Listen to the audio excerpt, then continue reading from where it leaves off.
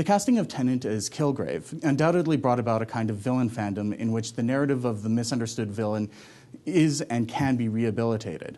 And this type of fandom, although problematic, is nothing new. Maddie Myers reminds us that there is the Edward Cullen fandom from Twilight, Christian Grey from 50 Shades of Grey, and others, male lead characters who have abusive traits towards their partners. This romantic rehabilitation narrative is evident in the the Marvel Cinematic Universe's portrayal of villains, many of whom were portrayed by suave British men. In addition to Tennant's Kilgrave, we see the casting of Tom Hiddleston as Loki in Marvel's Thor in 2011 and The Avengers in 2012. For Forbes, he also furthers that the villain's use of power to achieve his or her own ends initiates a plot of a narrative in which good and evil square off.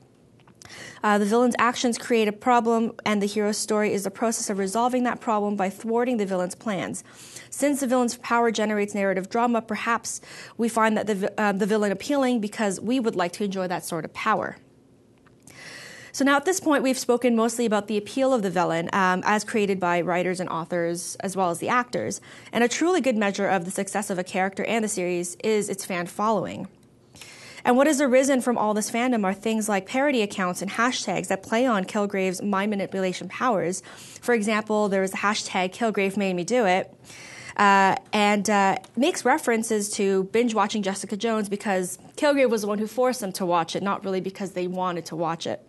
Among other things in real life that users didn't really want to do or have to do or end up doing because it was, again, Kilgrave made them do it. And I think this is a really good tweet at the bottom here where she says, I'll say Kilgrave made me do it as an excuse for everything. It is making light of an otherwise serious deviant behavior of psychological manipulation.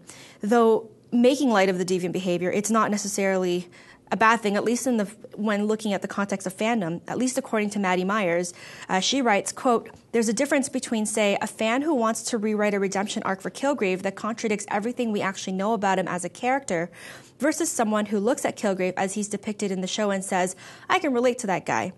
The idea of a redemption arc for abusive characters, which arguably describes the entire plot of Twilight and its counterpart 50 Shades of Grey, makes sense to me as a fantasy because it allows the writer, and often their self-insert protagonist in their story, a semblance of control," end quote. And we see this in other fan communities where, according to Henry Jenkins, fans do this in order to insert themselves into the story's narrative, continuing the plot beyond the television show or literary piece.